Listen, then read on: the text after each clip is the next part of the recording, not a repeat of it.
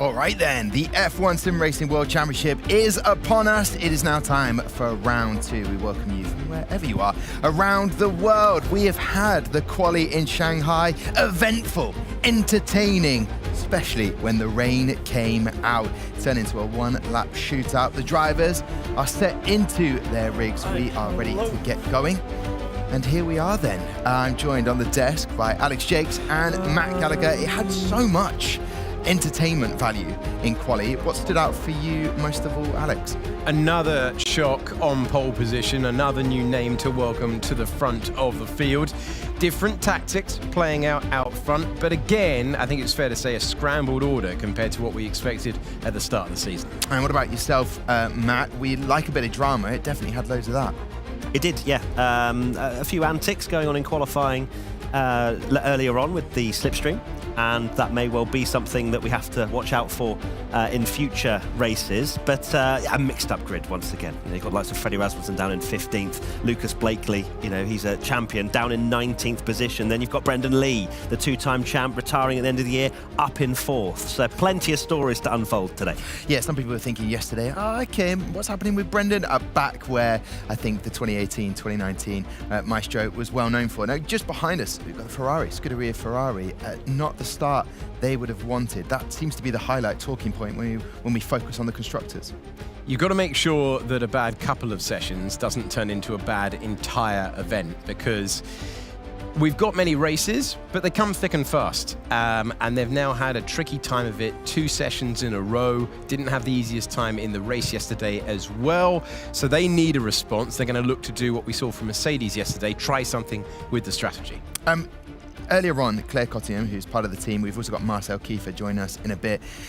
Barry Brumand did say, you know, all that preparation has gone in, months of it to get here, and then things change. One of those talking points was definitely the slipstream of you can't be in a slipstream with your own teammate, but another driver, that seemed to be holding back drivers like Freddie Rasmussen. Well, yeah, it's an interesting talking point, and I think this will be something that continues throughout the season. Of course, Freddie sort of fell foul by essentially you have to pick a driver to slipstream, but it can't be a teammate because that's in the rules. You can't do that. But you can pick someone else. So Freddie chose Nicolas Longuet, but he struggled on his lap. He didn't have any slipstream, did Nicolas Longuet, and Freddie caught him and then lost all the time that he needed. So he actually would have been better off probably just driving on his own. He may well have just scraped through, who knows. But yes, it's going to be a very interesting one, and whether we see any changes moving forward, who knows. And these fine margins and decisions being made in the race, one of the teams that sort of came scuppered by that was Aston Martin, not sending Otis Lawrence out when he did. However, we can look at a recap of quali right now from Q1 to Q2 to Q3. Really entertaining stuff, Mr. Jakes, especially that Q1, some big names going out. Yeah, that's been a session that we've seen catch our world champions in previous years. Really, really intense, as it always seems to be, and I don't think anyone was aware straight away of the effect the slipstream was going to have, and it was dominant because if you were using it, you were getting a huge advantage. If you weren't using it, you were scratching your head as a result. It's left us with Lucas Blakely on the back row of the grid, and when a champion is on the back row of the grid, you know it's a very, very competitive year. Have a look for yourselves then, guys, as this is the recap of quali earlier on. Barry Borremand, Duncan Hoffman, Alvaro Caraton, Lucas Blakely and Josh Edu fall. Barry Borremand and Lucas Blakely the shocks. Freddie Rasmussen in 10th position, Jarno Opmeer in 11th right now as Nicolas Longuet remains in 7th place. Huge changes across the board as over the line we go. Extraordinary stuff and consternation. To be honest, I didn't want it to rain, but rain pace was also good, so I didn't really mind it if it was raining. We were expecting it in Q2, but it didn't rain in Q2. It rained in Q3, but I'm fine with it. We could get a lap together, so I'm fine. And I'm very happy, very happy. Ronha again repeats the 29.1 that he did in Q2, but in Q3, it's Ozildarim who's looked comfortable all the way through for Racing Bulls. And once again, it's a different name at the front of the field. My expectations is obviously to win the race, keep my position in P1 for the end of the race, but it's gonna be hard. We have to keep cars behind us. Everyone basically is behind us. So I will try my best with my team to get the P1. What is happening this year? It is amazing to watch. Perfectly said by you, Alex. Uncharted territory for Ulas because he's not normally the driver being chased. No. What a wonderful privilege to have, though. 13th start in the championship, and he starts from pole. Epic achievement for him.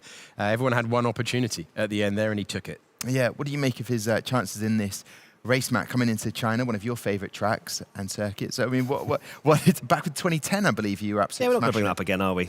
Let's be real, world record, whatever. But look, we were silly to discount Fassi yesterday, saying that, the likes of Freddie Rasmussen alongside him, this, that and the other. I think the drivers that don't have that much experience are proving that they can step up to the plate. So as Yildirim, he does have a massive task on his hands, not only with the drivers around him like Ronha and Opmir, who are both very formidable characters, but also different strategies. For example, everyone was focusing around the top 2 or 3. Danny Beresnay pits a lap earlier, takes the lead of the race a few laps later, the net lead at the time. So he's got a great chance as Yildirim. I think that this qualifying has not shown as much in terms of the pace, just purely because of that slipstream thing we've been speaking about, where we will potentially have faster drivers behind him. But it's all very close. So, yeah, he's got a great chance. 4 times we have raced in China. 2 times the man Danny Beresnay has been on the podium. Well, Claire Cottin is with his teammate, Mr. Jake Benham. Yeah, Jake Benham, of course, alongside me, just watching your teammates behind us getting ready for this race. You will be racing as well this week. I keep wanting to say weekend, but obviously we're only halfway through the week. Let's talk about Mercedes first, though, because their form yesterday was incredible. Yeah, it was a really good race yesterday, especially on the strategy. Really made us manage to get up through the field. A bit of shame we couldn't get the win, but ultimately it's the consistency that matters. And both Isfan and Danny did a really good job. You would have debriefed with them. I saw we all kind of, not to give away all the secrets, but we're in the same hotel, so we can see everyone having a chat. Your debrief with them, what was the kind of mood, the conversations? Yeah, it was ultimately obviously going to be positive. We're leading the championship, so just a positive day overall. And we went back to the hotel, and just everyone was buzzing, but also it's the first race, so we've got to keep our heads down and not get too whatever the word is. Complacent.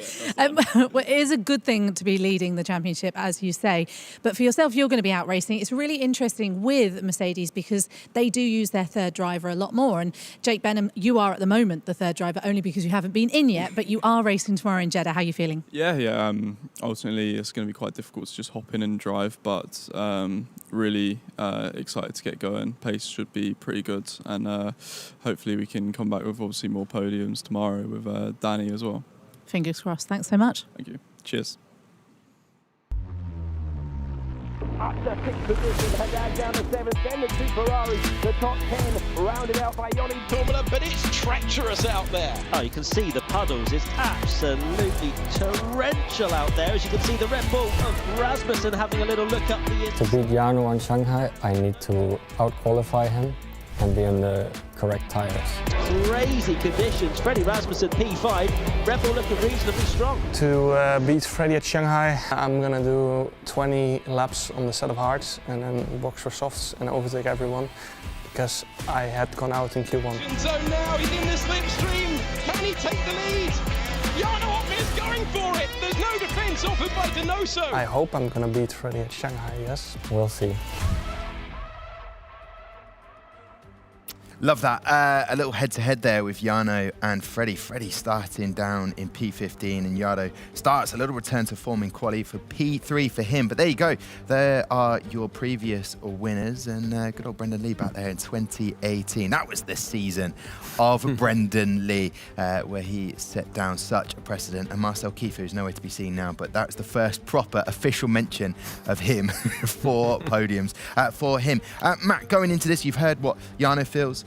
Freddie as well, and the Mercedes team's just being very grounded. It's one race. There's so much still to play for. Yeah, I mean, if Mercedes start going, we're the favourites with this, without the other, it will probably, they'll shoot themselves in the foot. So they know it's a long season. They also know from what we saw in qualifying earlier how quickly things can change. Of course, you have Beresnay, who did manage to get into the top 10, and he starts in 5th place, but Pookie's down in 14th. So how quickly things can change is very obvious by this. But yeah, we've still got another race to go, and we just saw the amazing highlights of Otmir coming through the field from the back all the way to the front. Yeah. So it is possible round here. Yeah, tyre strategy played a huge part. Danny Berezny pulled the trigger first yesterday. Are you expecting something similar, or maybe some real aggressive strategies from the drivers at the back of the grid? Well, we're looking at the options on our screen at the moment. I always like to see someone outside the top 10 roll the dice, try something different.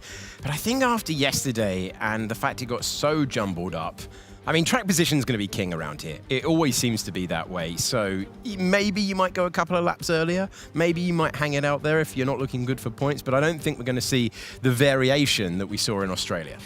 Penalties. I'm just noticing these coming into this because of movement here. Grid penalty for Fassi. We did speak about that in the quali. Yeah, that was for impeding. He's come down from P5 to P7. Then you've got Thomas Gal, the two Haas drivers, actually, for unsportsmanlike behaviour. We'll get more on that as it comes up. But still, two Haas making it to Q3. That'll give them the confidence. But when we find out what that is, that unsportsmanlike behaviour, will it affect their strategy now that they've had those penalties applied, Matt? Well, you know, they qualified 6th and 8th, which would have been 5th and 7th with Fassi's penalty. Of course, Fassi's only lost 2 rather than 3 with that penalty that he got. Yeah, it's a bit of an opportunity missed for Haas. They're still obviously in the top 10, and they're together on tracks. Perhaps they can work together a little bit better that way, but still, they've missed out. Again, we don't have full clarity on those penalties, but my attention is to Fassi. He's the championship leader, and he's got a 3-place grid penalty, which is obviously 2, with the Haas drivers also getting one. Down in 7th now, a little bit more in danger territory, it has to be said. Up in P5, there was definitely a little bit maybe more of a sigh of relief of knowing there's not going to be as much carnage, but I say that is F1 sim racing, and yesterday happened. So yeah, Fassi, I think, well, we'll be hoping he doesn't regret the fact he's a little bit further back. You mentioned as well the kiss. There's a death of a commentator's curse. Yeah. When you said it's going to be dry track and then rain appeared. Are we expecting maybe something You brought similar? that up again. That's crazy, isn't it? Yeah, I brought it up just to allow the fact that do you expect the same thing to happen in this race? Come on, we're all teammates. I haven't looked at the weather app We'll yet. check the weather app and then... Not only did I find out there was a weather app from Matt mid-session, I also found out it was going to rain. So we'll find out what the weather's going to do in a couple of moments. Gentlemen, I love the banter on this desk. Jakesy and Mr. Gallagher, enjoy calling this race. Always do. Thank you very much, Mr. Deacon. Hello again, everyone, then. It is time for Shanghai International Circuit and round 2 of the Sim Racing World Championship in 2025. After an intriguing qualifying session, we have a new name at the front of the field. Zilderim finds himself with a maiden pole position around this circuit of 16 turns. Matt, it's a challenge throughout because you have to balance the grip through the sweepers with the longest straight of the year. Absolutely, and as Marcel said at the end of the quali show, it's interesting to see the different setups as we head to the starting grid. It's Edu next to Blakely on the back row of the grid. Not going their way in qualifying earlier on. Then Carreton and Hofland are 17th and 18th. Next up, can you believe this? Barry Bromund and Freddie Rasmussen, 15th and 16th. That's a rather talented row of the grid considering where they are in the order. Next up, Pookie is next to Longue, and you have Tormula next to Butcher, both dropping out in Q2. Penalties for both of the Haas drivers, starting with Crozen, and then it's Tom Manley in 9th position. Otis Lawrence is in 7th place, and Thomas Gao is in 7th place. Otis Lawrence is in 8th. Danny Berezny in 6th place. Our championship leader goes from 5th on the grid. That's Ismail Fassi. And then it's Brendan Lee into the top 4. Back after that Q1 exit yesterday. Jarno Otmir well placed to contend for victory from 3rd. Thomas Ronhaar looked searingly quick earlier on in qualifying, and Ulaz Ozaldarim, a superb performance for his maiden pole position in the championship. Matt, the talking points for everyone watching ahead of this one. Everything? How about that? that might start. I think the big talking point is, can Azildarim hold on? You know, this is a huge performance for him, a huge moment. He scored 10 points in his entire F1 sim racing career, and that was from one result, a 5th place. So he's in uncharted territory, maybe not in league racing, maybe not practicing with his friends, but here on this stage with the lights, the cameras facing him, it's going to be really interesting to see what he does in these opening laps in particular. Does he defend the lead? Does he go overly aggressive, get the elbows out to make sure he's leading this pack? I've spoken to a few drivers, they don't want to be leading the final lap though. Think of that back straight, just like we saw in Australia. Yeah. First place isn't necessarily the best, but it might secure you a podium no matter what. Yeah, got to be in the mix for the podium. That second place, the advantageous place to be towards the end. Thomas Ronhaar starting from the front row, puffing out his cheeks, knowing there's a big opportunity to do what he did last year and take wins. He was our runner-up in the championship 1 year ago. Multiple race winner. And Brendan Lee never looks too perturbed, never looks like the pressure's on too much, but he is a proud double champion of this championship. Retiring at the end of the year, is this a brilliant opportunity to return to the podium today? Drivers going through their final checks in final conversation with their engineering teams. This will be the second round of the championship. This will be a brilliant chance for the Racing Bulls with a brand new name once again and a chance to take the win. Ronhaar seemed to have brilliant pace, but the wonderful thing about qualifying, as confusing as it was, Matt, is that we really don't know who's outright fastest in clear air. Exactly. You've got the likes of Nicolas Longuet, of course. We've been speaking about him since the beginning of the season, where he's got the most potential, seen as one of the fastest drivers, and yet hasn't been able to deliver as much as we expect in qualifying. You can hear sort of murmurs between teammates and them laughing between each other. I think it's the Aston Martin drivers feeling quite relaxed ahead of this one. We're taking a look at the Ferrari drivers. They need to bounce back, Alex. They haven't had the best qualifying, but they need to get a good result on the board here. Hello, do we see some light rain? Load up the app, check what's coming. Looks like there's more rain coming the driver's way, and we will find out then. This is going to be really interesting to see. The lights are coming on. They go out and we go racing in China once again. Could be rain coming later on, but it's dry at this stage as Ronhaar gets the jump, Ronhaar gets the apex, and Ronhaar gets the lead. Ozelderim could not convert his pole to the lead of the race, not at the first turn. Jarno Opmeer's in third, Brendan Lee's in fourth, Danny Berezne putting the pressure on in the battle for fifth place, but it's Ronhaar who gains the lead as they head down to turn 6. Great move from Ronhaar, wants to really sort of manage this race from the front. Bit of contact, I think, ahead there as we're riding on board with Tom Manley.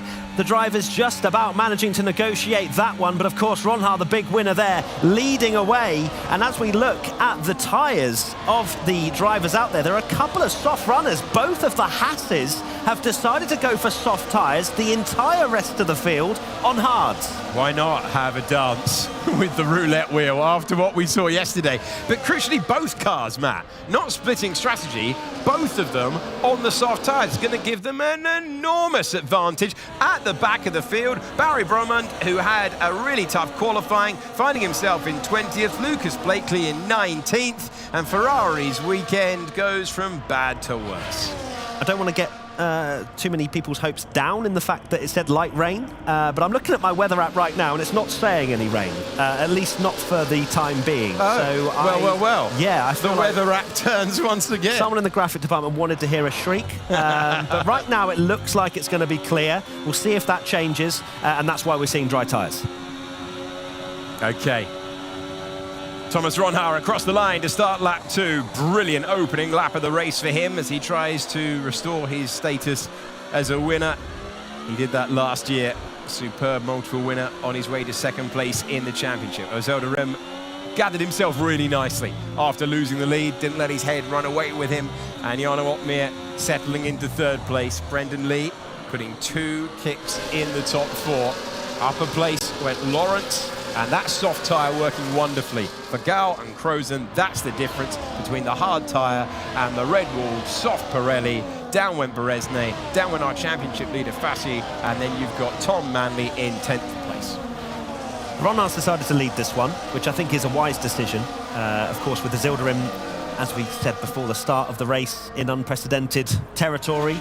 Ronhaar just wanted to lead from the front, and as we say, going into the last lap, do you want to be leading? Well, it depends. If he has a 6/10 gap like that, he might fancy his chances. We are seeing a slightly bigger, I wouldn't say field spread, but in terms of gaps between cars, we're not seeing them pushing each other around like we saw in Australia. But take a look at the strength of this slipstream, and you can almost hear Zilderim just fully charging that battery up as we head into the hairpin for the second time. And there you go as well, the Hasses, both of them up 3. Yeah, great for them to make use of that tyre. There you go, confirmation that they are on the soft tyre.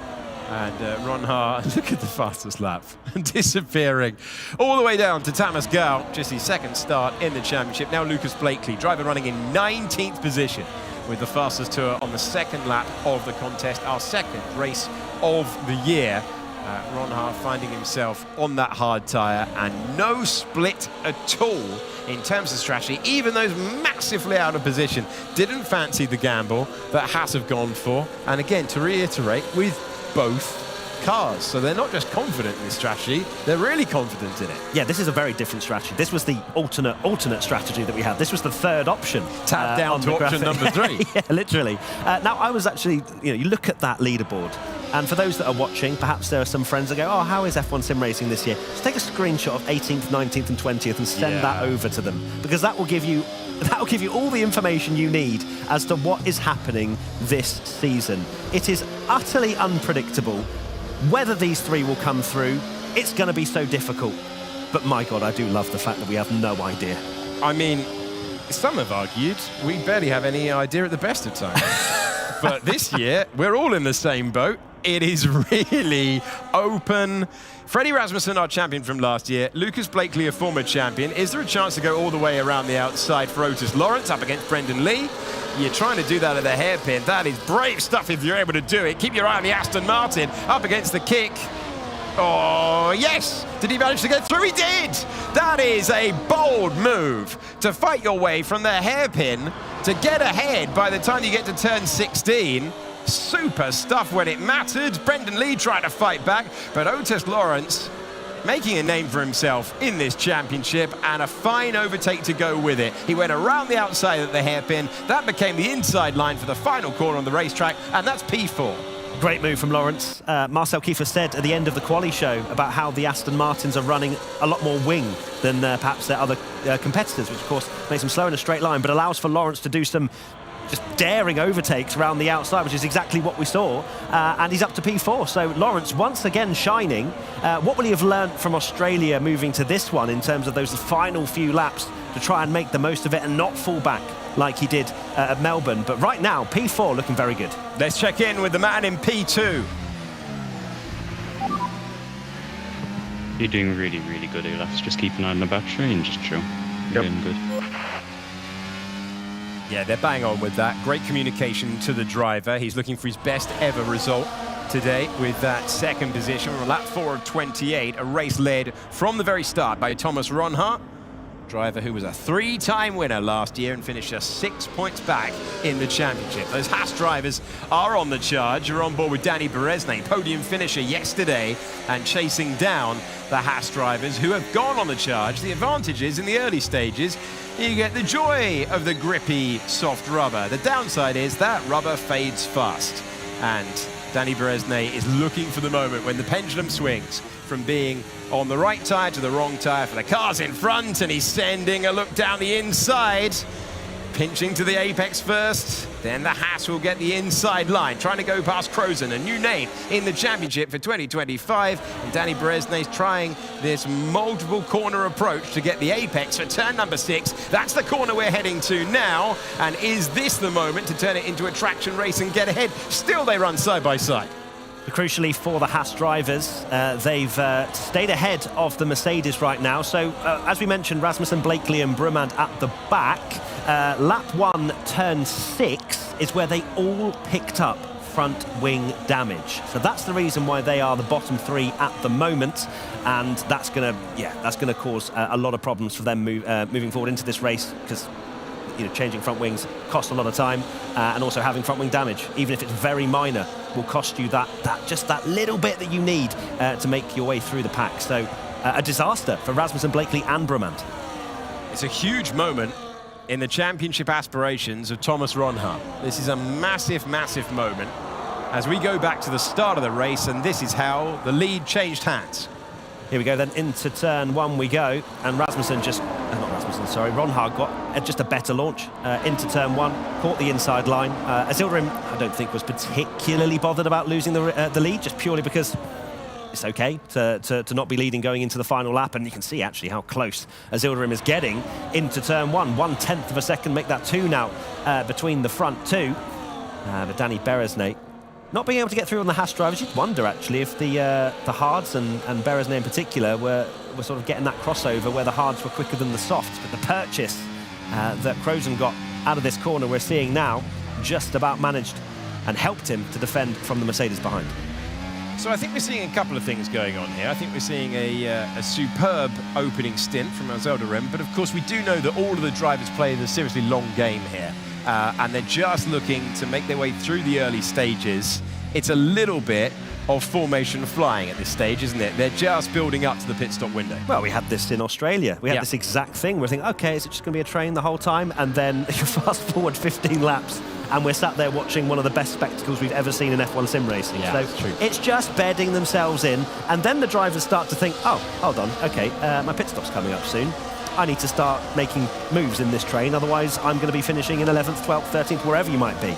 What is interesting, there's a bit of a gap, isn't there, between Brendan Lee and then the cars behind. The two Hasses. Yeah, here we go then.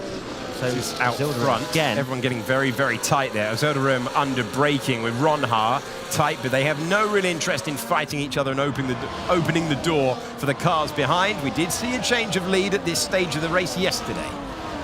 Brendan Lee's going to have to get on with it a little bit. He doesn't want to be broken away from. It's about 6-7 tenths the gap where you get the slipstream Whoa! Otis Lawrence trying the long way round. Can he get to the apex first? 3 cars in the battle. Otmir putting the pressure on, looking for second place. And Zilderrim goes from looking and having aspirations of the lead to trying to keep a former champion behind him. Jarno Otmir looking for the move, newly signed to Red Bull, and he couldn't find his way through. And the top 4, they're close together, but they're in the same order that they started the lap. They started fighting. Brendan Lee said thank you very much, and now he's within 4 tenths again. So that's exactly what Brendan Lee needed in P5. It's interesting, wasn't it? Otmir didn't necessarily look like he was shaping for a move on a Zilderrim, but had to in order to defend from Otis Lawrence behind. So Lawrence looking very eager to make his way through this train, to perhaps sit in 2nd or 3rd when the pit stops come a little bit later on. Of course, remember, they're on the hard tyres, so they will be going quite a lot longer into this race before they switch over. But it'll be interesting to see when they do, because we have seen in the past, even though they're on the hards, a jump to the mediums early can give you a significant advantage over the other drivers that are continuing their stint. So let's see, but here comes Zilderrim again. Is he going to take the opportunity? I'm not sure he wants this lead at all. I think he is marking things off perfectly under braking. He was a little bit frantic on that last lap, was a little bit twitchy for his liking, but the Racing Bulls driver, remember this is his first start of the year, and he started it from pole position, didn't compete yesterday. Different teams, different constructors taking different approaches when it comes to distributing their drivers. So many great names who want an opportunity. Zilderrim's first chance of the day. This is his 13th start in the championship all time. We remain in train formation at the start of this one. We're awaiting the stops. Will anyone do their best Danny Beresnay impression and pull the trigger early to go for that rubber? Is anyone in team formation who can do something like that? You've got the 2 Hasses running line astern, 6th and 7th at the moment. Ron Ha in a dream position, all things considered. And remember that Otis Lawrence, with the level of wing that he is running on that Aston Martin, has to stay within DRS. He cannot fall away, because then his straight line speed disadvantage that's already baked in with the aerodynamic performance of the car would mean that he'd be out of contention. So crucial for his race that he stays within a second of any car to stay in the battle for what would be a maiden podium, and he will have aspirations that go higher than that. Do you know who I think is best suited to do a Danny Beresnay impression?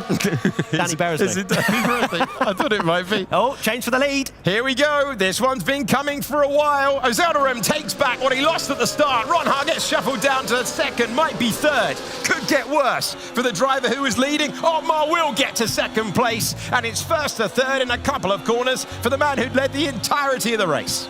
Thomas Ronhaar, you can see he's just focusing back up now. It's not the end of the world to be losing a couple of positions. It's such a long back straight, and he's happy to just maybe save some energy. As long as he doesn't fall any further back, then Ronhaar will be okay. But Otmir up to second, that is a very formidable opponent that is up in P2. And Azildarim retaking the lead now. Going to be interesting to see if they continue to swap positions as we carry on through the next laps. But the point I was saying about Danny Beresnay, he's in 8th. That's where he started in Australia, I think it was, or around that position. It was so 8th. He might be fancying exactly the same thing, an aggressive strategy, and then it might be able to get him a 3rd or a 4th. But someone similar, that kind of position. Fassi's down to 9th now as well, as we see a replay of a change for the lead.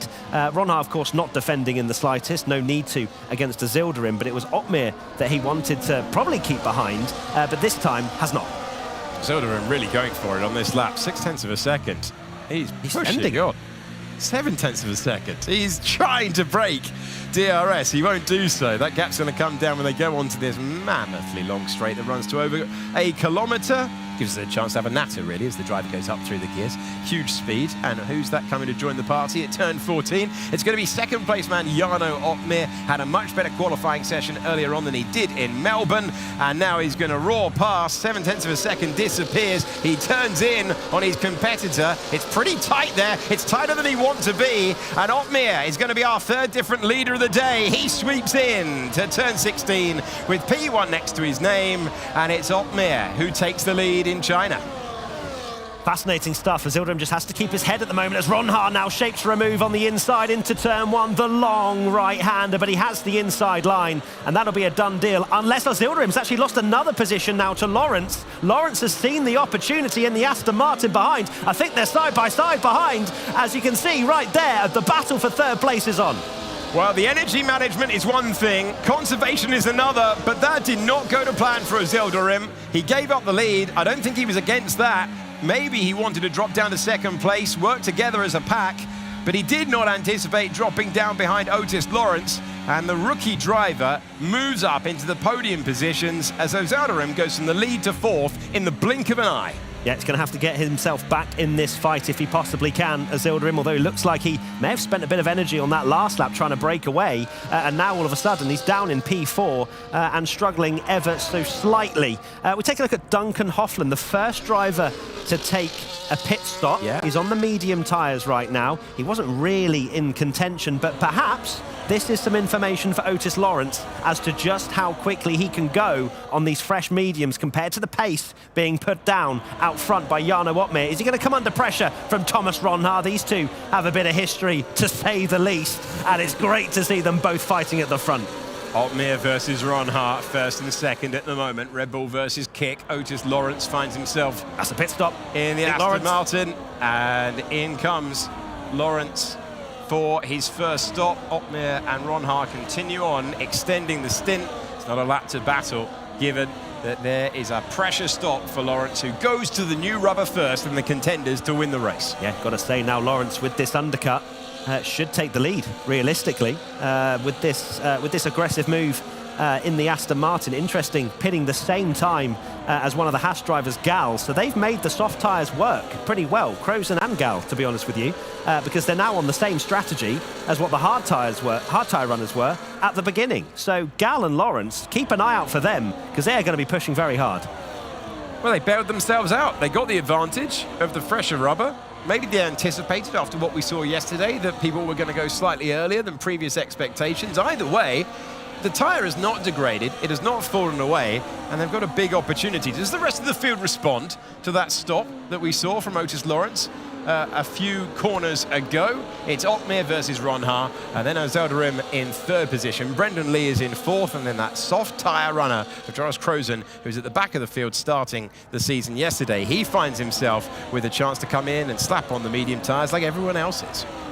Here we go then, down towards the hairpin. Are we going to see any other moves? Ronhaar shaping for it once again, but not this time. I was about to say a point about Brendan Lee, in fact. He needs to make a decision. Does he go early, go for the undercut? Because he can't pit at the same time as Ronhaar, so he can't be on the optimum strategy that his teammate will be on.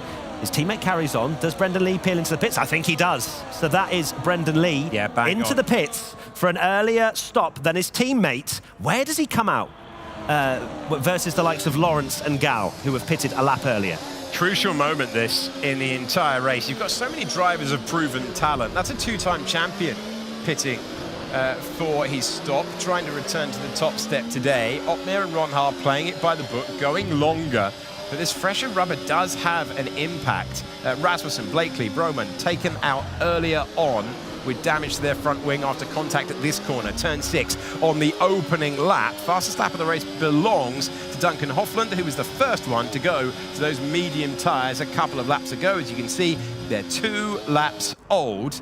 And out front, you've got Otis Lawrence. Otis Lawrence, for those who've stopped, is the lead car who has made his stop at the moment. Out front of the field, Jarno Opmeer is ahead of Thomas Ronhaar.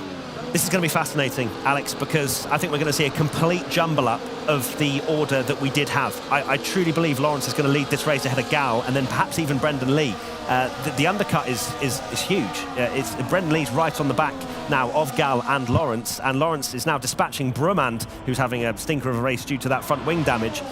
Of course, they're going to have fresher tyres, these drivers that haven't pit, but I feel like the order's going to change. Ronhaar ahead of Opmeer now, going on as we move on to lap 12 of 28. That looks like a lot of straight lines to me. Here they come. And they come into the pit. So Ronhaar coming into the pit lane. He's not the only one. Opmeer continues out in the lead. We go on board with Otis Lawrence, who is really risking it, risking damage right about now.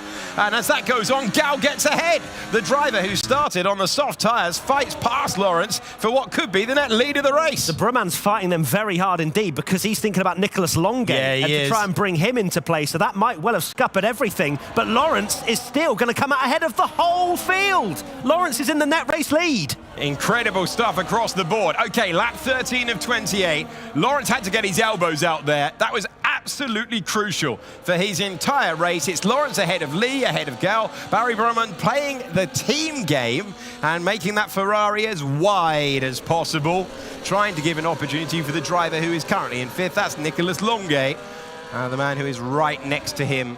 In the rig next to him, it is lap 13 of 28. Opmeer going long. Danny Beresne again going for an alternative strategy. Yesterday, it was to come in early and get the fresh rubber. Today, it's to extend that stint.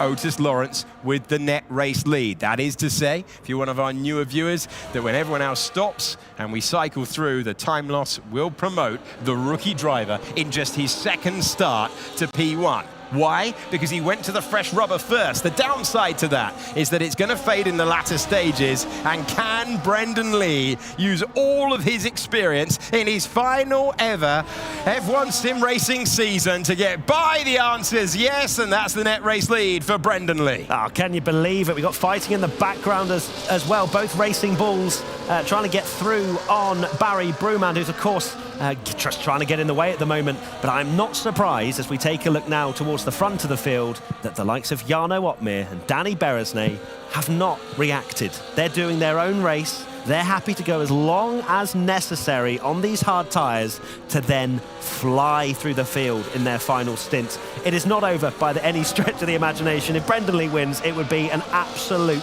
celebration of all celebrations. But it isn't over yet. They know that. Lee and Lawrence are just going for track position at the moment. So is Gal. They've gone very aggressive with that soft medium strategy. But it's not over. We're halfway through this race. Opmeer, Beresne, even Fassi as well. This is going to be brilliant to watch. So 2 races that will converge in the final stages. Those who have opted for the pit stop early on, taken on the fresher rubber, the grippier rubber, and taken the tyre advantage and the pace advantage that comes with that, and those extending the stint, going for something more aggressive towards the end. Our championship leader coming into this race was Fassi. You find him in 3rd position at the moment. Brendan Lee leads the train of cars that have made their mandatory stop in the race.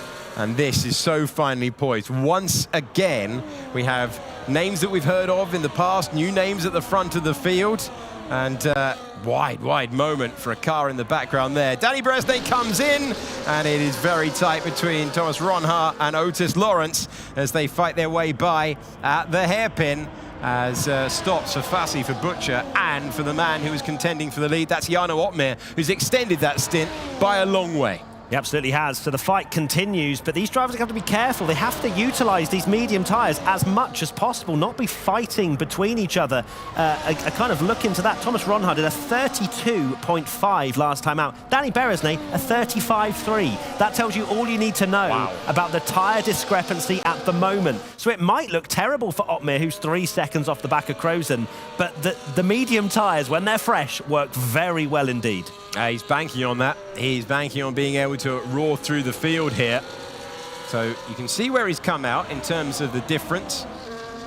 And he joins this train.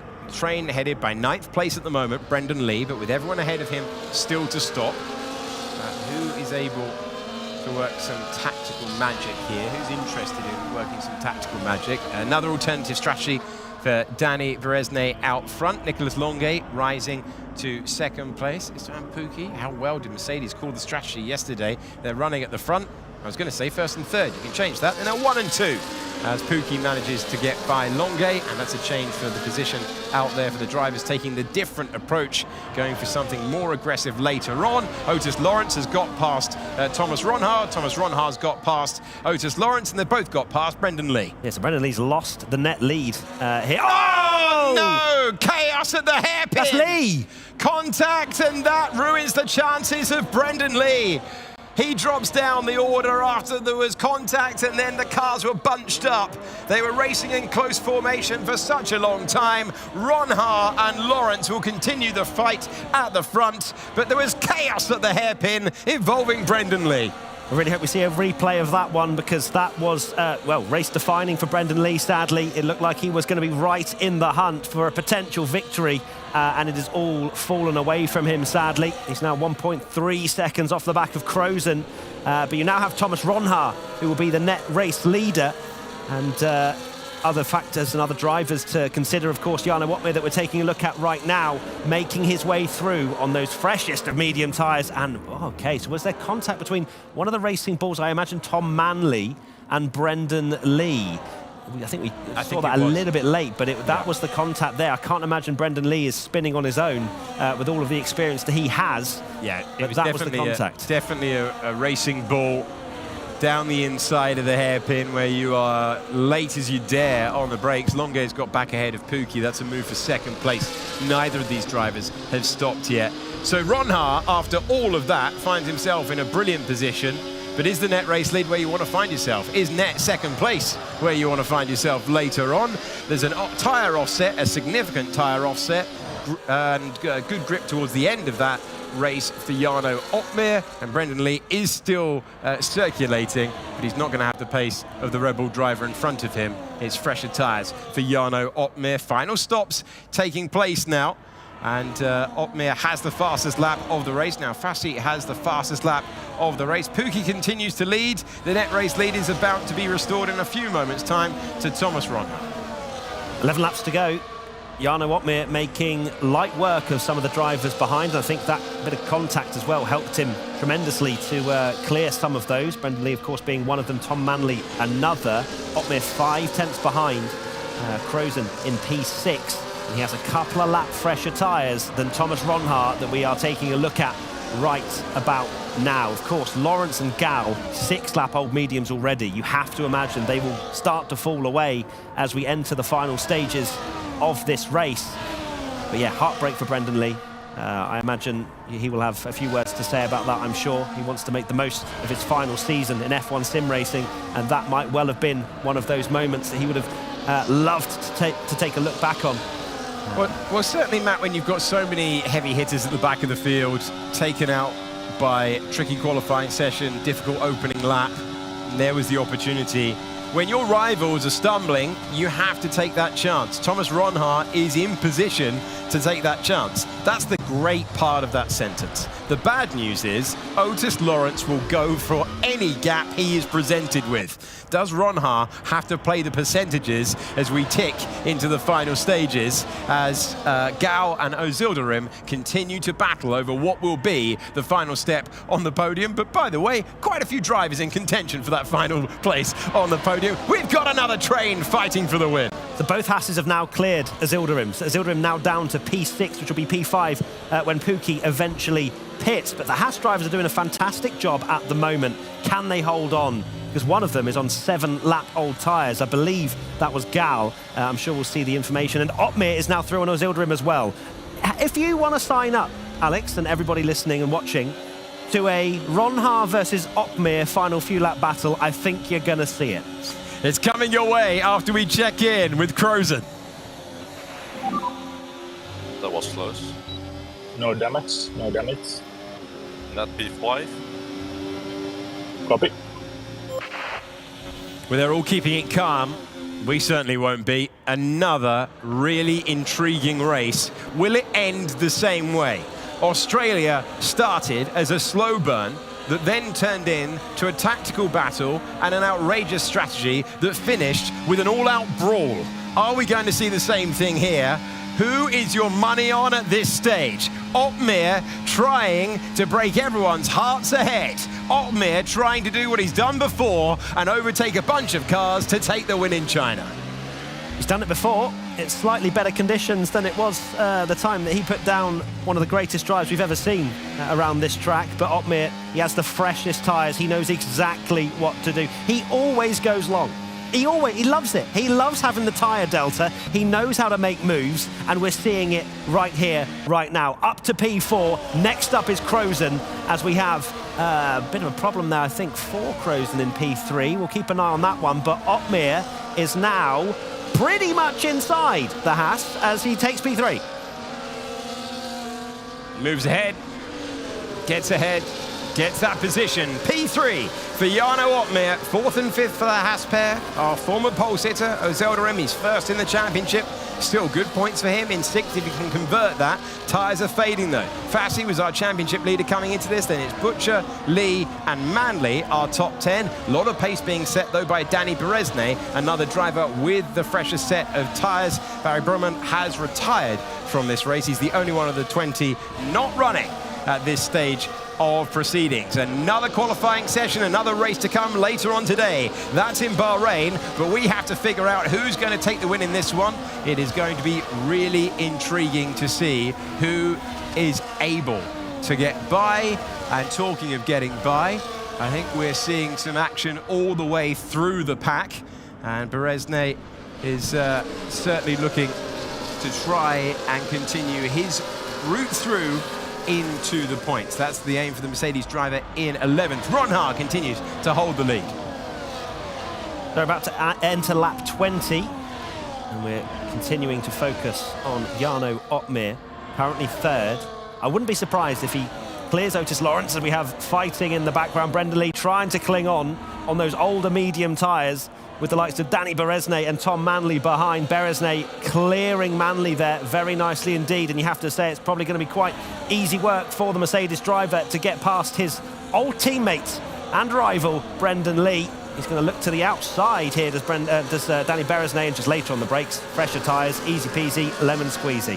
Jarno Otmir, as the point I was making, I think that he will clear Lawrence and then just sit behind Ronha till the end of the race, then make the move. That seems like the best decision for Otmir. Just utilise those tyres at the end of the race that he has, 2 lap fresher tyres than the kick driver of Ronha. Doesn't really want to lead, I don't think, into the final laps, unless he thinks he can just clear away. It's very tight out there once again, but Otmir with the fresher tyres has the advantage at this stage of proceedings. That 20 of 28, and it's Otmir who finds himself going into today a 12-time winner in sim racing in the championship that he has won before, and he's looking to get back to winning ways. And that was a super late lunge from Fassi. He was trying to get past Gal. We're looking at the lead Haas. We're on board with Crozen, but Fassi was able to get by up to 5th place. Big swoop to the inside, and that's important for our championship leader, knowing that you've got the likes of Freddie Rasmussen, our reigning champion from last year, down in 15th, try and continue this great start to the year. Crozen, who finds himself having a dream run here, started on the soft tyres. That's a real roll of the dice. They made it work. He went early to the mediums, but so did some of those who started on the hard. It leaves him P4, trying and hoping for some drama ahead of him to open the door to get back into the race. Alfie Butcher is thinking about a move to the outside. Instead, he's just been shown the curb, and that might leave him vulnerable. Ozelderim trying to come back, having lost the position, trying to go all the way around the outside, nearly losing the car. Butcher stays ahead. Tight stuff in the battle for 7th. The cameras are focusing on Fassi, who we cannot forget either, because he's on the same strategy as Jarno Opmeer in terms of the freshness of his medium tyres. It's chaos behind, as you would imagine. I think got Danny Beresnay shaping for a move as well, currently P9. But Opmeer, now P8, back to where he was earlier on, but with that tyre offset, so he gets past our pole sitter, who reacted to the train and reacted Opmeer to the original strategy. Opmeer trying to upgrade 3rd to 2nd place. That's his aim. Can he do it under braking? This is so important, this 2nd place tactically for the end of the contest. Otis Lawrence doesn't want to give it up. Will he have the opportunity? Race win on the line here. And Jarno Opmeer is on the verge of clearing another car. Cars that are absolutely everywhere at the moment. It still continues on with the race lead ahead.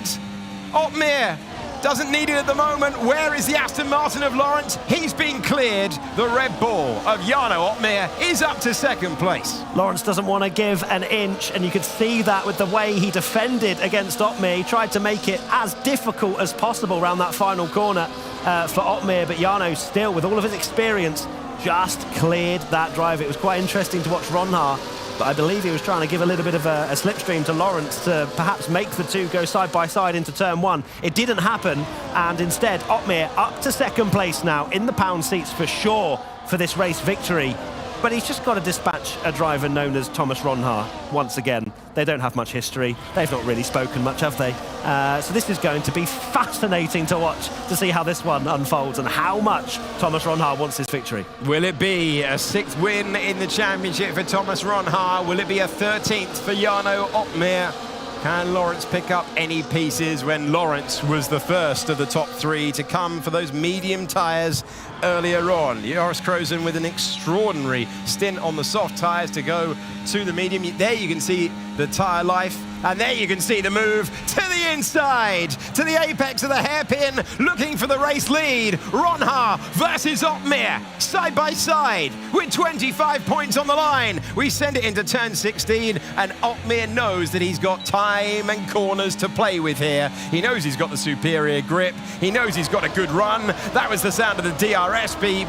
No risks being taken at this stage, but Opmeer on the attack.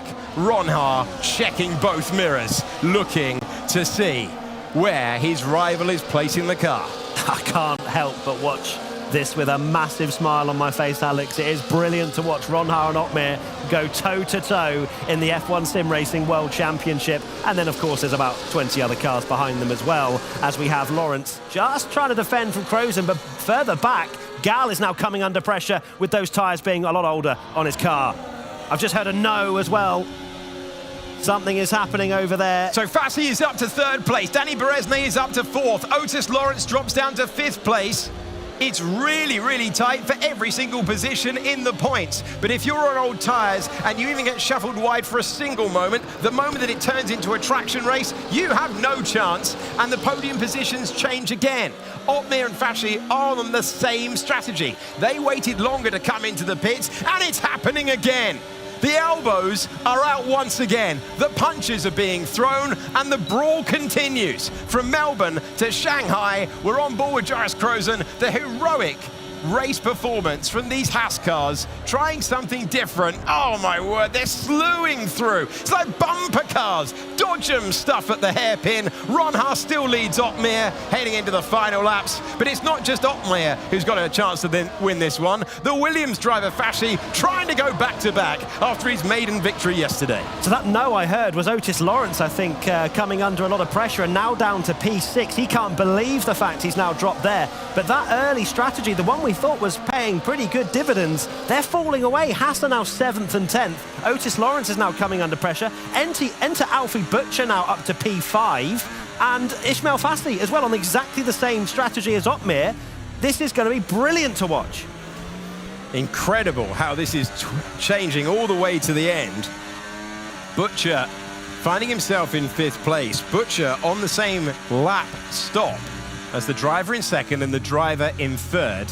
Danny Beresnay with the freshest tyres of anyone out there in fourth place. What a brilliant way to upgrade his 8th position, running earlier on in the race. He was running 8th yesterday. He did something different with the strategy, called it the right way, managed to get himself on the podium. He's running 8th earlier today, called something different with the strategy, different approach today, went longer, and he's got a shot, what? Of a podium once again. Difference compared to yesterday, now he's on the attack. It's a straight fight between Otmir, Fashi and Beresnay, and they're all trying to get past Ron Haar for the win. Beresnay's turned into the hunter, and I think he's going to enjoy this one a little bit more because he really does think he's got another podium at the very least. Chaos! Chaos at the back of the field. Once again, we are seeing so many moments of contact at the hairpin, and it continues on. Joni Tormala is the driver we're focusing on. Tamas Gala is ahead of him. Pookie is in 11th. Zeldarim, having started from pole, now out of the points in 12th. Oh, it's all unraveling now. Beresnay! Here's the chance. The outside line to the inside line, but not the traction that he needs at this moment. Now he's got it. Now he's got a podium once again. From defence yesterday to attack today to third place. He might not be done yet as Freddie Rasmussen, out of the points, tries to get past Lucas Blakely. You don't know where to look. It's just action everywhere. So many collisions. Can you believe the likes of Crozen down to 16th, Brendan Lee in 17th? Rewind a little bit. You'd never think that was possible. But this is 2025 F1 sim racing at its finest. Lap 25 of 28. You've got Danny Beresnay now, potentially the favourite now to win, if he can clear his old teammate Jarno Opmeer. It's just like yesterday. 2 fights to second in position for the last lap. Ron Haar is putting together a wonderful stint. Everyone else who pitted this early has not been able to fight this long. Incredible skill out front when it matters. Is Opmeer biding his time? It's one thing to bide your time. Try biding your time against Beresnay. Is there a need for a move? The Mercedes man trying to go back and reclaim victory. He thought he had an opportunity. He said afterwards, having led onto the final lap, that he didn't think he was going to be able to win. Different position today. Can he find that second place that would give him the opportunity? Freddie Rasmussen has a 3-second penalty for multiple warnings. That outside line. How much grip have you got underneath you? Oh my word, it's all on the line for the win. What is this race pace that Beresnay's brought to the 2025 Championship? It's brilliant to see him return to form that we saw so many years ago. As we now enter lap 26, and Opmeer riding on board with him right now, getting close to the rear end of that kit car, as we see a change of position as Pookie enters into the multiple point zone of 2 in 9th place and gets past Gal and Haas. I mean, their race has unravelled completely. 10th and 17th now for the drivers that were up in 4th and 5th only a few laps ago. So it's constantly changing, but what we're noticing is you need fresh tyres at the end of this race. Doesn't matter how good it looks at the beginning. Everyone that's gone long, bar Ron Haar really, is really making a lot of progress. Ron Haar making a strategy work that no one else can at the moment, and that might be out of pertinence for track position at the end of the race for Opmeer and Beresnay, but a really strong race. The 4 cars behind him all stopped after him, so Ron Haar doing a really strong job, having taken the lead at the very first corner. Lap 1, had to fight his way through, a little bit of jostling, a little bit of diving back and forth. And is Opmeer waiting for his moment? Can Beresnay turn it into a fight? If Ron Haar goes super aggressive, can Beresnay take advantage? A lot of questions I've posed there. Good news, we're about to get some answers. Down into turn 1, change of lead attempted by Jarno Opmeer. Beresnay trying to place the car to take advantage. The second place is the crucial position heading on to the last lap. Jarno Opmeer gets the lead. He goes against the tactical advice that we heard before the start of the race, and it's Opmeer with the lead on the penultimate tour. So Opmeer's just decided, right, I need to clear Ron Haar because otherwise Beresnay's probably going to come through on the fresher tyres of the pair of them. So Opmeer now leads.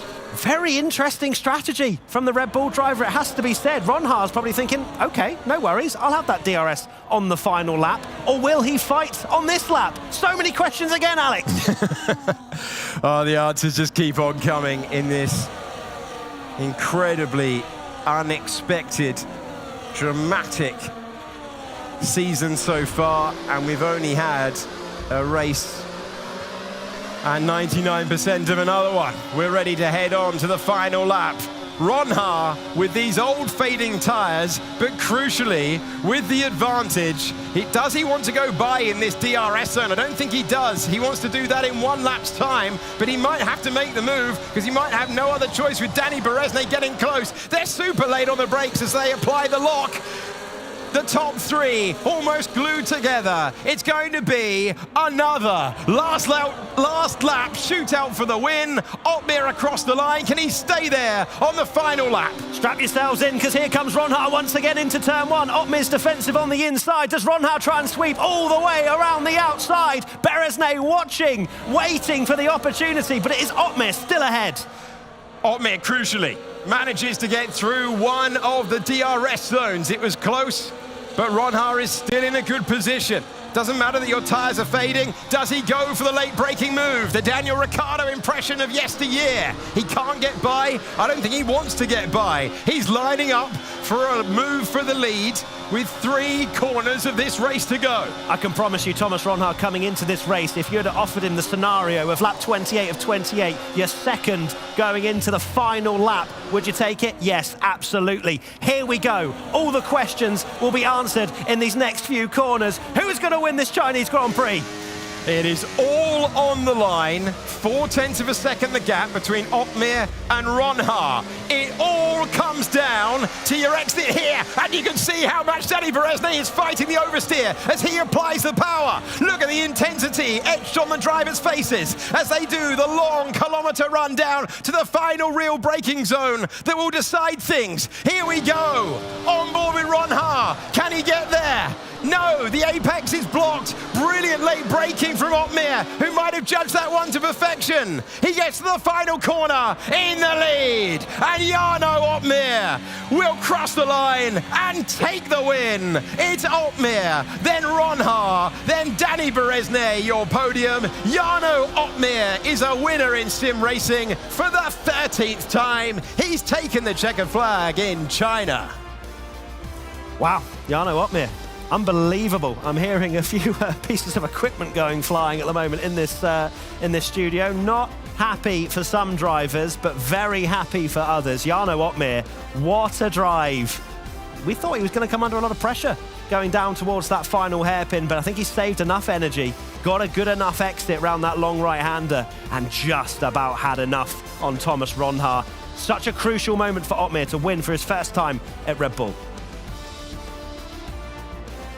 Incredible stuff across the board. Just querying why Ron Ha is showing ahead on my timing page.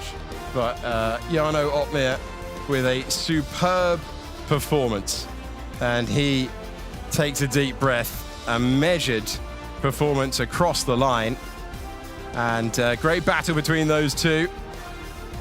Great stuff across the board.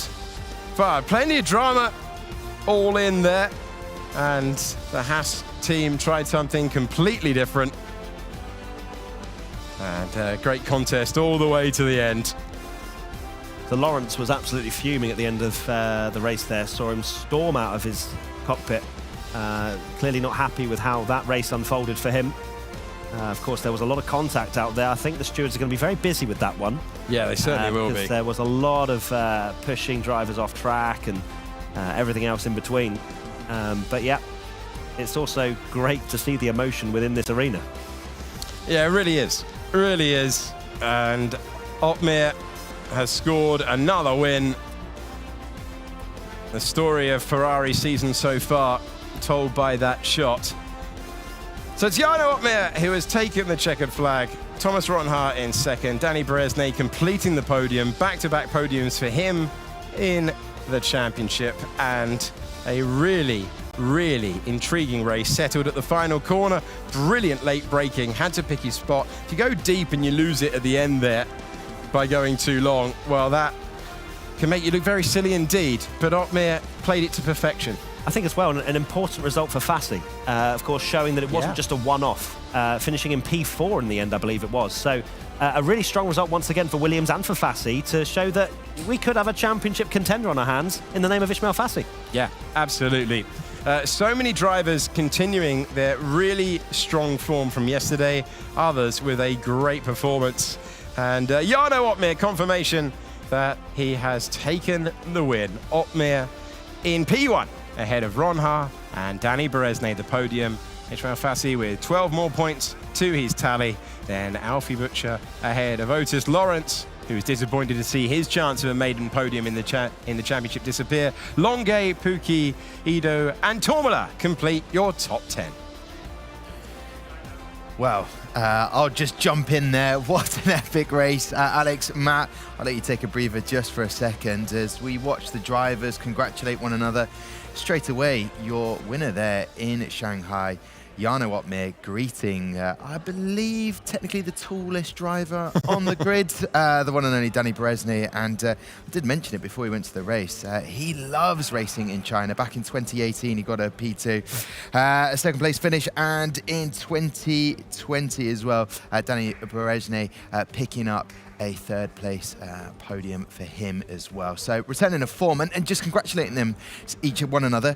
Two former teammates at Alfa Romeo back in the day, and of course last season at Mercedes. But as Alex, you mentioned, a first win for Jarno Opmeer. Didn't go to plan yesterday due to quali, but he showed that race pace from P11 to P4. I'll tell you what, the return of Jarno Opmeer so far, brilliant to see. And as obviously those stewards will have their work cut out later on because it was late braking. It just had everything. Yeah, the hairpin's always going to encourage dive bomb moves, and we saw plenty of them.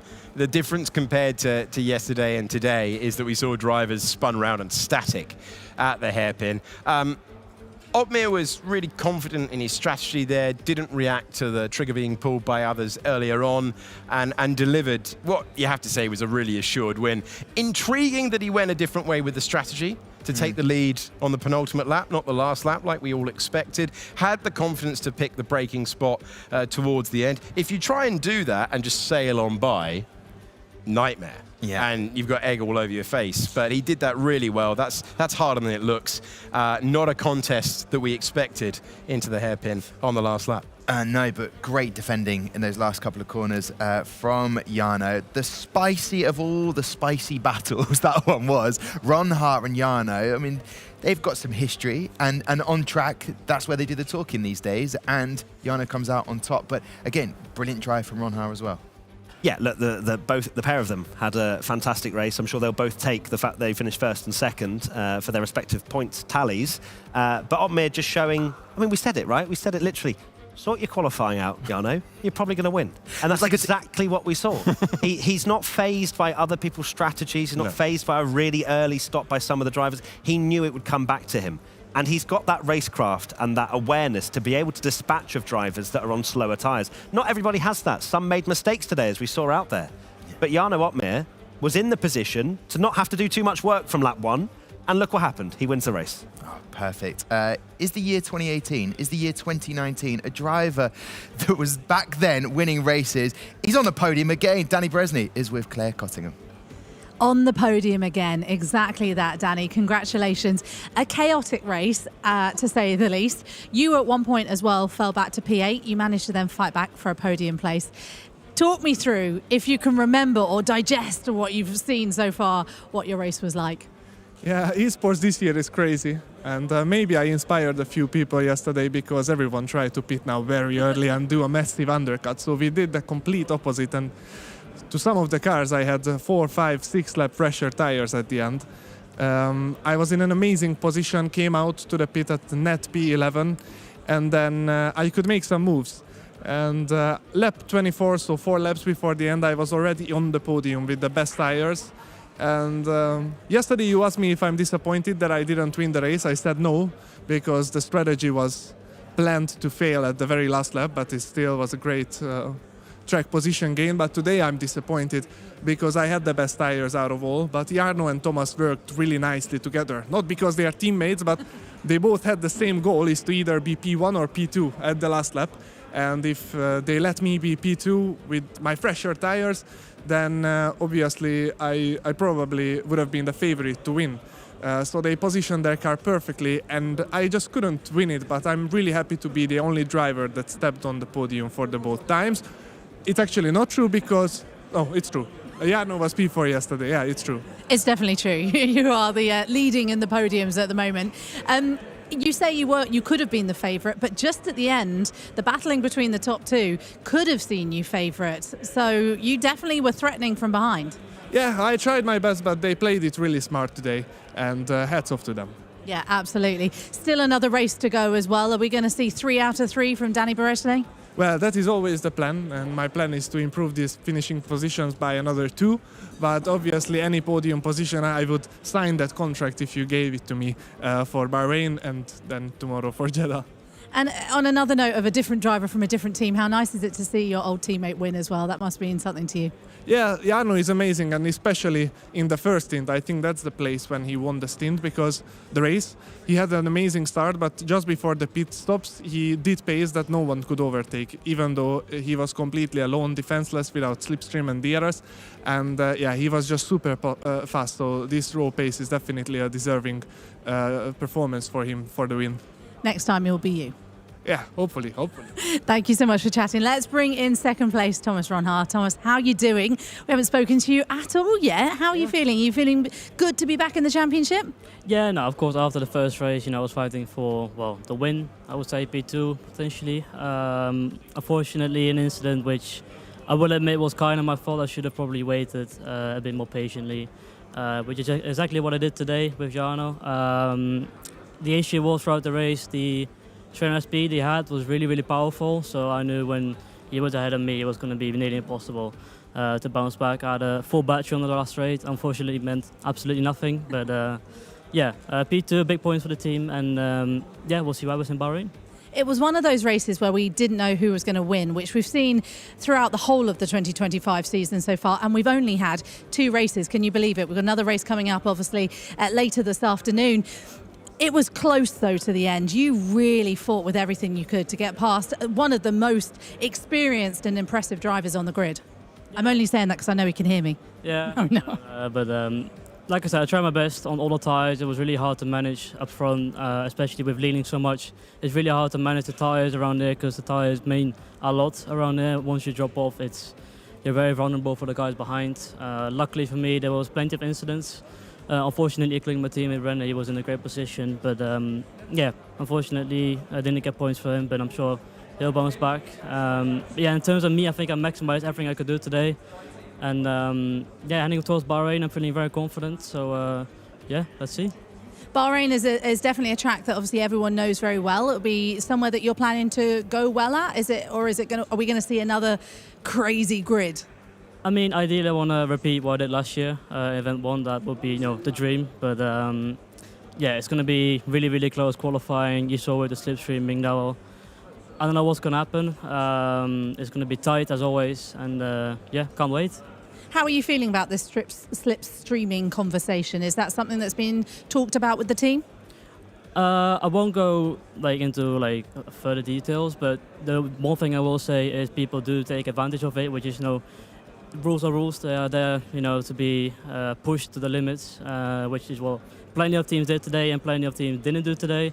That's why you might have seen a mixed-up grid up front and at the back, which will probably be the case for Bahrain as well. So yeah, it's unfortunate because last year we didn't have the slipstream because ghosting was off. So hopefully for the coming races we can have that fixed. Podium for you, first of the year. Congratulations. Thank you so much. Thank you. Appreciate it. To Claire and, of course, to Thomas Ronhaar and Danny Berezny. Danny Berezny, his 18th podium in his career now, but the guy joining us on the desk has just completed the hat-trick of back-to-back wins in China. The one and only Mr. Jarno Opmeer. Congratulations. I want to get your thoughts on how that race unfolded. Yeah, thank you very much. I actually forgotten about that. China was not on the calendar for the past few years. But yeah, it's a track I'm never really strong at when I'm practicing, but for some reason it always goes well in the especially in the race when I race on this track. So yeah, I was a little bit surprised that I won this one. Obviously, there's still 2 races more to go, so there's a chance in the other ones as well. But yeah, I kind of expected a little bit more from Melbourne yesterday, perhaps, but yeah, as you guys might have seen in qualifying, it's incredibly close. So if you mess up one corner and the rest is like a decent lap, then you're most likely not making it to Q3. Yeah, I think that's going to be the case all year. I think we've seen all world champions at some point go out in Q1 or Q2. So yeah, it is just very, very tricky. Luckily, it doesn't mean everything. You can come back in the race, which is so much fun. This year, there's a different ERS system, which means that you can recharge faster and keep attacking and attacking and attacking. We do have slightly more dirt here now than at the start of the game, which makes it a little bit harder, because previously when we were doing league racing, for example, it was sometimes 5 wide into a corner. That's a little bit less now, perhaps slightly more balanced, but it's still quite strong to be in the DRS, but it makes it a lot of fun as well. How do you see so far this 2025 F1 Sim Racing Championship? Is it as unpredictable for you guys, like in terms of some names that we've had up there as opposed to years gone by? It's been very hard for us to judge who's actually going to be quick and on top in the next session. Is it the same for you? It is very hard to judge who's going to be winning every race, because I think there can be 10, 12, 13, 14 drivers winning a race. It depends a lot on qualifying, of course, depending on the track. But the races are chaotic and you have to stay out of trouble, which is very, very tough. You have to take a lot of risk, but at the same time, a 3-second penalty is, if you're finishing P1, it's out of the points pretty much. So yeah, no one really knows. We know who's really fast in qualifying, for example, but then again, you're one tiny mistake away from not being that fast anymore. So do you think the ERS is the reason we're seeing a lot more action this year? Because we've, of course, been like, guys, wait, it's all right, it's coming. The action's coming, whereas, we have the first stint, but then everything goes out the window. Is that due to the ERS, or why do you see that we're seeing more action this year? I think it is mainly down to the ERS. Yeah, of course, there's not that much dirt here, but in previous games, there was a lot less dirt here, I think so, than with what we've had now. And yeah, because you can just keep attacking and attacking, it causes some kind of chaos, especially when everyone is 2-3 tenths. If one person decides to keep the overtake button on, then that's going to be a ripple effect down the entire grid, which is causing some of the incidents, for example, especially in heavy braking zones, long braking zones like in the hairpin. I haven't seen any incidents myself. I saw at some point, I think, Brendan pointing the wrong way. Yeah. But there must have been more, because it's so easy to brake 5 meters too late and you're just not making the corner, and then there's always a car there because it's only 2-3 tenths. Just across the entirety of your race today, you look like you were always managing, that you were always in control. Were there any moments where you didn't think the win was going to come to you? Of course, the last 2 laps is always a tricky one, because obviously I want to be in P2 going into the last 2-3 laps. But then I had Beresne behind me on 2-lap freshly tires, which, depending on the track, can be quite a lot. China is really hard on the tires, especially because of all these long sweepers. So at some point when Beresne was there, I was like, this is going to be tough. But I knew I had to keep him in P3 until the last lap started. So yeah, I was trying to almost help Thomas before, and then in the last lap, it was all to play for. But I knew I had a tire advantage, especially in that long right-hander. That's crucial, because you got a lot of lateral load, but you also need a lot of traction. So just a tiny tire advantage is such a big advantage through there. No driver knows you better. He keeps popping up back and forth, Danny Beresne in shot. Teammates at Alfa Romeo, when you won your first championship, and at Mercedes as well. As soon as you won today, straight out, big clasp of hands between you two. Is it good to see as another driver like Danny Beresne back in, having a bit of success this year? Yeah, of course, he was phenomenal in 2018, 19, 20. Probably the favorite to win the championship, probably the fastest driver in the world at that point. But again, that doesn't mean anything in F1 esports, because yeah, once you're under pressure, you have to deliver, and that's the crucial thing. Executing in qualifying, but also in the race. Making the right decisions at the right time. And of course, like, Danny struggled a little bit in 2021, 2022. Last year he was already getting back there. And this year he's just the top driver again. He's so far always been in Q3. And yeah, now finishing P3 and P3, so 30 points. that's solid. I think on average you need 15 points to win the championship. So he's a title contender at the moment, but there are only 2 races. I mean, I tell you what, they're title contender, but he's very happy. I've not seen him so smiley as he normally is. Let's have a look at the driver standings as we round things out of this epic race. And I will be asking Jarno how he feels about the fact he is at the top of the driver standings at the moment, provisional standings, of course. How is it feeling being in the Red Bull? I mean, the merch looks amazing. I haven't asked Matt Gallagher what his favourite merch is this year, but what does it feel like, Jarno, to be at Red Bull now and getting that first win under your belt?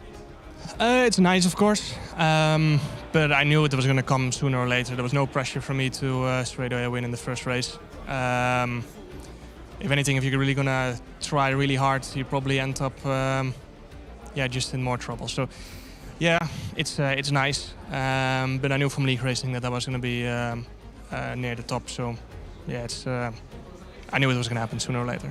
Well, the merch is looking very good. Matt, I will ask you that question very shortly, as you saw there, the constructors' standings at a point. But congratulations again, Jarno. A fantastic win there, the first one of the season, probably many more. You look very, very confident right now.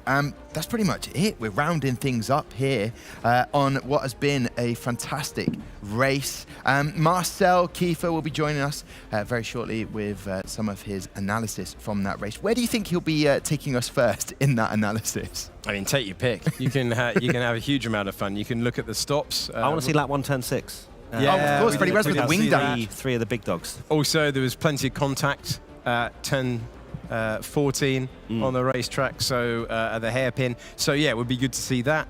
Let's hope he's got one of those 2. Yeah. Although, to be honest, anything he brings is usually excellent. So we'll see. I have to say, I mean, we've had Ismail Fassi here yesterday. He's, a very good race for him, not on the podium again. But in terms of how cool and calm and collected Jarno is, that's quite terrifying. If for other drivers, that he just knew the win was coming. He doesn't feel that pressure, which for other drivers who are just trying to hold their emotions in check, that must be quite a target. He's been there and done that, and he's got a couple of giant trophies to show for it as well. So, to be honest, I might have been a little bit surprised if it was the other way around. No, that is a very true point. Marcel, come on then. What talking point are we going to go to first then today? The race start of Ronha, because I think that changed the whole dynamic. I mean, in the end, he was fighting for the win. So I would say we can straight up have a look at that. So let's put it into split screen mode so we can actually show the viewers what we have in store here. So all the control. There we go. So it was obviously the lights going on, and then Ronha immediately jumping into the lead and just securing the inside line, which is always useful. Pushes a bit towards the outside to squeeze Ulas, and then job is done. Very nice and clean. And then next up we have the turn 6. Turn 6 from Barry Borman. So he was one of the few drivers that got involved. It was actually, I think, even Duncan Hofland. I noticed it was definitely Freddie, Barry, and Lucas. So far, all good. I actually think Barry could have avoided it. They're just navigating their way through turn 1, 2, and 3, 4, 5 coming up. And then in 6, he's a bit further back, but decides to still cover the inside because of Blakely. And that is actually the mistake that he's doing. You can see the red arrows, he gets spun around. You can see the front end plate is going away from him, but actually, if you pay attention to his mirror in the bottom right corner, you can see the orange. You can see the little orange car right there popping up. Here we it made is. that replay graphic bigger. Right, sorry. You want to see this? Sorry, Master. Here, replay. Are you guys? There we are. No, it's a replay. Okay, fine.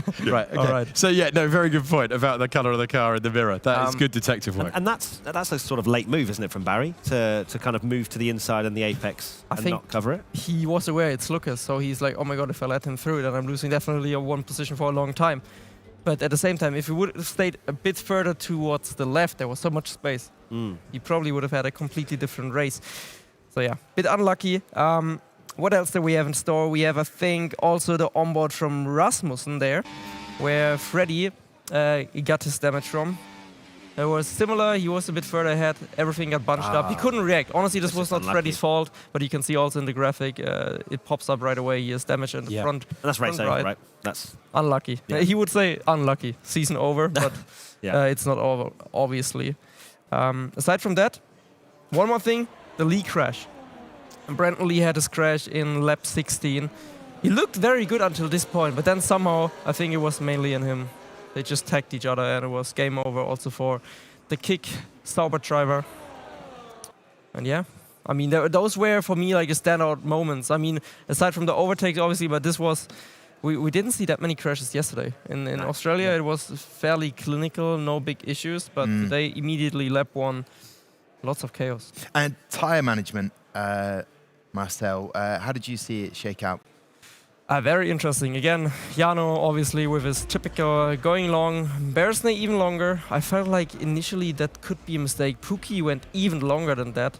And sometimes this can pay off, but usually if Jarno pits, that's a good time to know, yeah, you shouldn't go much, much longer because he has a good feel for these things. I don't know. Every single year he does the same thing. I did not expect Haas to hold on for so long to that leading group. I actually thought when I saw them start on softs, like, what are they doing? But then they went in. Almost worked though. It almost worked. It worked, but in the end the tires still gave in. And I mean, they were on the same strategy as Lawrence, who still managed to hold on. I mean, that's impressive in itself for Lawrence to hold on to those mediums for that long. I mean, then Otis could have also started on softs if he knew he would go in that early. But I mean, in the end, it worked out very well for a couple of drivers. For some, it didn't. Otis, another race like that where he qualified quite high up and then he dropped a little bit, but it's good experience for him. He's still, I know he actually gained 2 positions, right?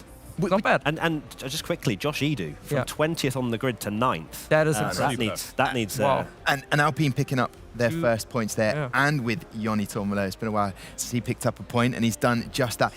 Can I ask that question though? With Haas both starting on the softs, as the both two drivers are in the top 10. Was that the right strategy? Could they have gone with an alternate strategy there? In hindsight, no. That was not correct. They've clearly gone for track position, haven't they? They wanted to get as far up the train as possible, pit early, and then hold on for dear life. That's essentially what they went for. It didn't work out. Otis showed that you could hold on to the mediums for that long, but sadly, I think they just got caught up in too many battles, and then as soon as you start spiking the tyre temperature and things like that, and you start sliding around and fighting people, it's curtains. Well, they'll be looking to pick up their first point of the season in Bahrain. Marcel, final little clip for us to tickle the taste buds. I mean, it's just in general like my favorite moments of this race. I mean, Janos overtakes. Ulas was also in the mix for quite long, then suddenly he disappeared somehow. I mean, he had a good first stint and then it kind of just faded away also from him. In the end, he still finished, I think, did he finish in the points? Ulas? Yeah. Ulas didn't. No, he didn't. Oh no, okay, then it really fell away from him. Okay. Yeah. But there was a great battle. It was very clean between them. It was just, again, this typical managing the tires, managing position, because track position is kind of everything. You kind of want to be in P2. At the same time, P3 is not too bad. I was really surprised in the end when Jarno actually was not under attack anymore from Rona. And this was super interesting. So Jarno getting through, now Rona is getting through Ulas as well. And I think at this point, even Otis took the advantage. That was really, really sneaky from him. But a great move from the youngster. Got pushed a little bit. But the racing in this race was also good. I mean, it was a bit more dirty, but I think it's just this typical lap 1 chaos into the hairpins. They are all expecting, maybe they are braking later, like with Freddy, and out of nowhere there's a car bunching up another car, and it ends like that. I was surprised about Bari fighting this hard with his wing damage, with his old tires. That was for Longue. Yeah. Good team battle for him, but I'm feeling heartbroken for Bari. He looks so sad, but he will make a comeback at some point. Hopefully in the next race we have a battle for the win between maybe Ferrari, Red Bull, Mercedes, Kick. There will be quite a battle, and maybe Otis Lawrence is also in the mix for his first victory of the season. And as a rookie, that would be very impressive. Jarno, of course, with his strategy again. It's so, I know exactly how Thomas and all of these guys feel. They're like, okay, we are taking the safe route. We're pitting a little bit earlier. It's still later than some guys. But then you see this other Dutch guy. He's just staying out. You're like, when is he finally gonna pit? Then you're like, where's Jarno? He's 3 seconds behind the pack. All good. And out of nowhere, last 5 laps, where the heck is he coming from? It's every time the same. It was also for me in China. He did the same thing to me, and I was like, I have it under control. Oh, whoa. So that's where Lawrence. Yeah. Of course, Lawrence got out the cockpit very unhappily. Yeah. So I think that was the contact that really through sent the his fast race. sweepers. Yeah. Good reaction from Danny. Picked the right lane. Also Batya with a great recovery, I think. Started outside of the top 10, and then still great racing here as well. Yeah, that race was also good. I mean, some drivers told us it would not be that exciting, but it was very good. I really enjoyed this race. So basically, we just don't believe the Yeah. They're all sandbagging. Oh, and that's a beautiful move. Wow. I think actually Isma and Danny, they were on similar tire life, and Danny still pulled this move. Yeah, off. Fassi was on the same as Otmir. Yeah, I believe so. And Bresnay with the freshest tyres of all of them, but that's making use of the rubber. Ridiculous. At this stage, right, if you were to pause it and not know the rest, lap 25, 28, you're putting Beresnay probably as the favourite to win at that point. I thought Fassi or Beresnay in the final lap because of the slipstream, but then they were all a little bit too far away. Beresnay also got a little bit of oversteer onto the long straight, and for some reason, I don't know why. I mean, Jarno obviously full battery, everyone is pushing with the battery, but he did not have DRS. I thought it would be game over for Jarno. I was really questioning why he overtook in lap 27. He did that a couple of times before, and he usually lost the place then and lost the win. But today he executed it perfectly, and he's somehow in China, it seems like he always does it. It's interesting, actually, just before we went live with Jarno, I was like, so did you know? Did you know you were going to win? He was like, yeah, I knew the numbers. So it's almost like, see, they have all the data in the world, they've done all the practice in the world, that he knew exactly what the gap was that he needed. Yeah. Maybe 3.5 tenths going down the main straight with a full battery, and he's got the victory. So you might know these things, but still the application. Yeah. Danny was very disappointed he didn't get that win. Let's hear the team comms from Danny in the race. The Jarno space is crazy. Guys, how do I make this move? Any advice? Push Jarno into pressuring Thomas. Yeah, that's what I'm trying to do. Yep, keep it up. I love that. Mid-exam, get a couple of questions answered. I still love the braking as well. The head just goes flying back because he has such brake pressure. Mr. Earthquake. Amazing. I didn't tee it up, but we have got an interview right now with Claire Cottingham and Ismail Fassi. Nearly a podium for you today, Ishmael. It's been such a positive start to your 2025 campaign, though, hasn't it? Talk me through that one, though. It was a bit chaotic. You came in here, you laid back and you said, I'm sweaty. And I thought, lovely, get to sit next to you. Thanks, first of all. It was a very chaotic race. I imagine you saw it at the back, in front, everywhere. On my side was I would say a decent race. I just made my moves. Strategy was the one we wanted. Just go along and try to pass everyone in front of you who have the worst tire wear, worst tires, and it worked. I finished 4th from P7. I'm equal with Jarno in the championship, so yeah, happy. I mean, what a brilliant start, like I said, to the championship, not only in your performance, but the fact that it's now being seen within the championship standings. Did you think coming into this season that you'd be where you are now? I wouldn't say that I would be equal with championship leader on round 2, but I was confident that this season was going to be a good one. Pace was there. My performance in Australia showed it. Same here. I hope it continues, and we will see. We spoke to you yesterday, and I said, last year there was some absolute brilliant glimmers of such talent from you, and now it's really it feels like we're only 2 races in, but it all seems like it's coming together a little bit for you. I hope it keeps like this. I don't know. I just give my best, and well, if I'm not happy, then you will see it, and if I'm happy, you will see myself smiling, as you can see now. So yeah, just looking forward to keep this level, to keep scoring points, a lot of points, and yeah. You're definitely one of the most passionate drivers out there. We do hear, obviously, around the arena, lots of expressions of frustration or happiness, and for yourself, you're always one of the most vocal. Yeah, I mean, you saw it yesterday. I was crying after quali and the race. Like I said yesterday, it was a very emotional race. I've been a fan since I was a little kid, so it was very important for me to win this race with my friends, not only my teammates. everyone Spanish. It was a very special day, a very special moment, and yeah, just I won't forget this day. Of course, alongside 3 Spanish teammates. Thank you so much. Let's go again in Bahrain, shall we? Thank you. Great to catch up with Ismail Fasti there. And yes, the Williams guys are just behind. Impenetrable force. You cannot get too close to them. They surround you, and then you are not one of them. But they're having a fantastic time. I'm really looking forward to our next race in Bahrain. Alex, what are you going to do between now and then? I asked you this yesterday. Yeah. Just wondering if Probably head back to the green room and continue yakking to you, to be honest. Perfect. I look forward to it. Marcel, yourself? I will talk to the stewards. That's what I was looking for. To Marcel Kiefer, Matt Gallagher, and to Alex Jake, and of course, Claire Cottingham, our pit lane reporter, chatting to the drivers, asking those all-important, difficult... Doesn't care what I said Matt Gallagher. No, you don't care what I'm up to. No, absolutely not. 110% not, because I'll see you in the green room. 18:15 is the time to jot down Central Eastern Time. 18:15 for quali as we go around Bahrain for round 3 of the F1 Sim Racing World Championship 2025. We'll see you then.